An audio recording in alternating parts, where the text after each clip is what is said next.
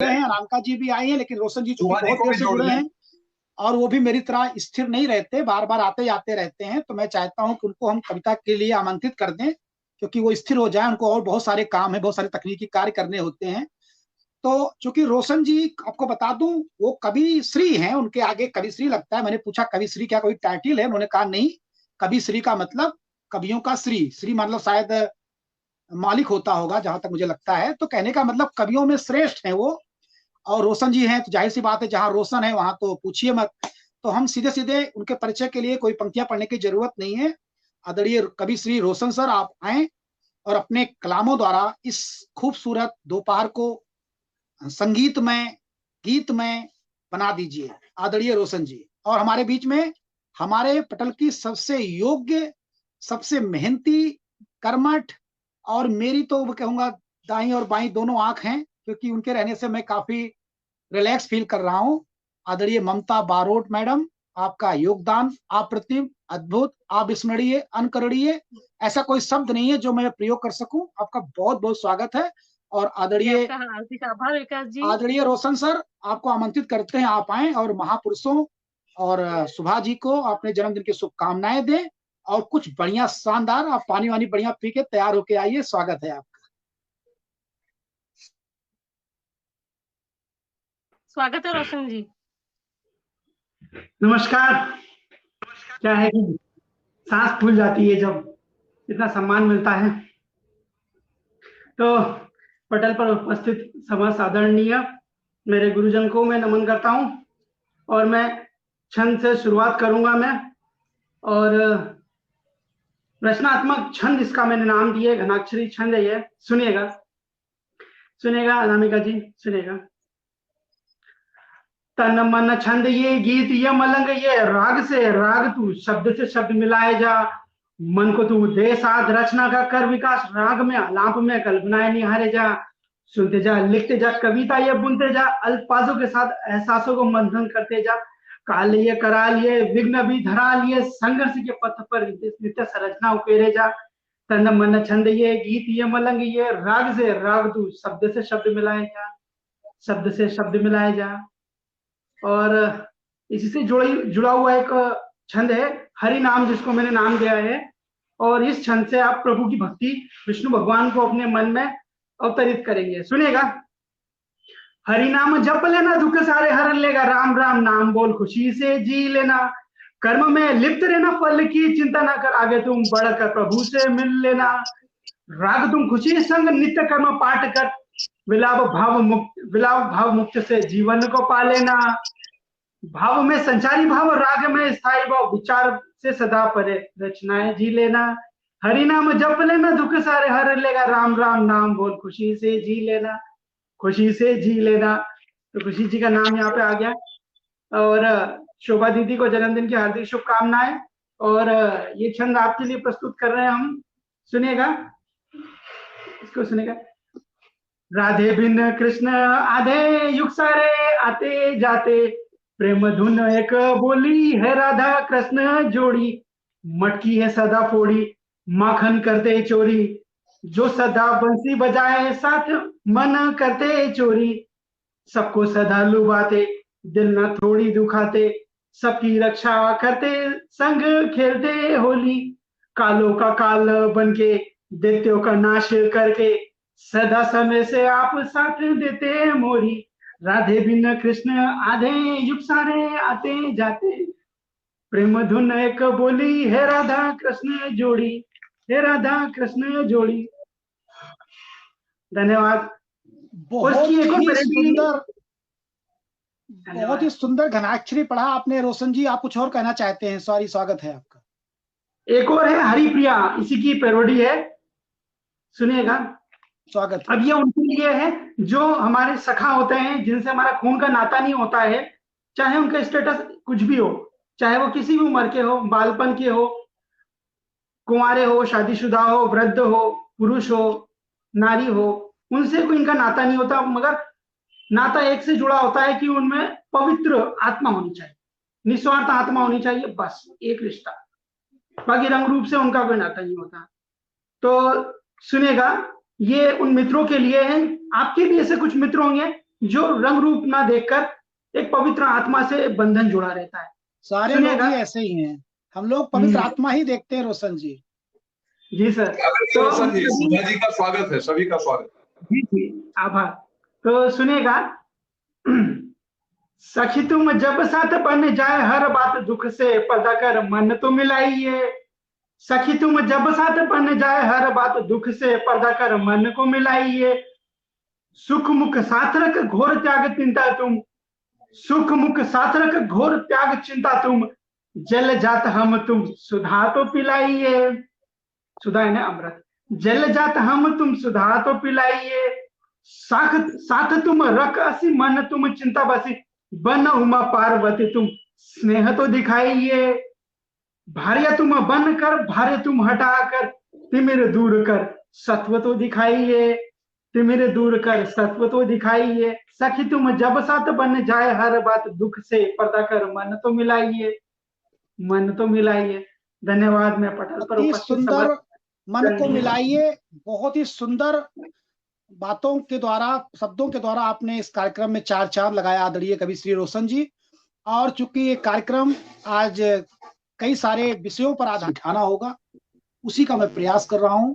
एक बार पुनः मैं चाहूंगा एक एक पंक्तियों में, एक एक लाइनों में, गद्य में ही अनामिका बहन जी आप आए और एक बात आप भी बोले, फिर रोशन जी, फिर ममता जी, फिर हम कार्यक्रम को समाप्त करेंगे। जी अनामिका जी। जी भैया, बहुत बहुत नमन पुनः इस मंच को, और हमारे अपने लोग सभी जुड़े हुए हैं और सारे दर्शक भी जुड़े हुए हैं। सभी दर्शकों को जो हम लोगों को देख रहे हैं, उन सभी का मैं हार्दिक अभिनंदन और वंदन करती हूँ। और जो लोग पटल पर हमारे परिवार के लोग आज सुभा दी के जन्म दिवस पर यहाँ पर सभी उपस्थित हैं, उन सभी की उपस्थिति को नमन करती हूँ। और इतना काम होने के बाद भी सभी लोग बैठकर मना रहे, मनाना भी चाहिए, क्योंकि स्पेशल है दी हमारे लिए। हमारे परिवार का हर एक सदस्य बहुत स्पेशल है। और हमारे एक माला है जिसमें हम सारे एक साथ अंजनी जी ने पिरो दिया है, और किसी एक के भी जाने का गम होता है और होता रहेगा, इसलिए कोई जाएगा नहीं। बड़ी मजबूत धागे हैं जो टूटने से भी नहीं टूटने वाले हैं। और चूंकि मुक्तक मेरा सुभा जी को पसंद है, तो मैं अपना एक बहुत अच्छा मुक्तक जो लगभग मैं हमेशा गाती हूँ, कई बार सुना भी होगा, तो मैं रखती हूँ आपके सामने। सुनिएगा। जो दिल में रह नहीं पाए कभी वो राज मत होना। ये नसीहत है उन आशिकों के लिए जो बसंती के लिए चढ़ जाते हैं टावर पर, उनके लिए है। तो भाई बीरू मत बनिए और आराम से रहिए। तो उनके लिए ये मैंने मुक्तक बनाया था। और चूंकि माहौल काफी गंभीर हो गया था, तो मैं चाहती हूँ कि सब लोग हंस हंसा ले इस मुक्तक के साथ, इसलिए भूमिका बना दी है पहले से। और सुनिएगा। जो दिल में रह नहीं पाए कभी वो राज मत होना। जो दिल में रह नहीं पाए कभी वो राज मत होना। तेरे कल को मिटा डाले तुम ऐसा आज मत होना। तेरे कल को मिटा डाले तुम ऐसा आज मत होना। ये चीज रोशन भैया तुम ढंग से सुन लो, क्योंकि अभी तुम्हारी शादी नहीं हुई है, तो ये खास तुम्हारे लिए है। जो दिल में रह नहीं पाए कभी वो राज मत होना। तेरे कल को मिटा डाले तुम ऐसा आज मत होना। अगर वो फासला चाहे तो उनको दूर ही रखना। अगर वो फासला चाहे तो उनको दूर ही रखना। किसी की चाह में रहना किसी की चाह में रहना मगर बर्बाद मत होना, किसी की चाह में रहना मगर बर्बाद मत होना।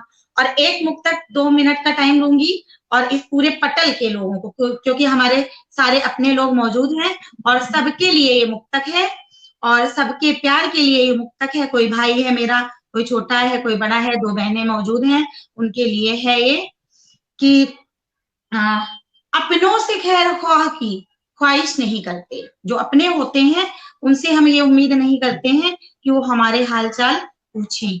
तो उसके लिए ये मुक्तक है, अपनों से खैर ख्वाह की ख्वाहिश नहीं करते, गर इश्क पाकीज़ा तो नुमाइश नहीं करते।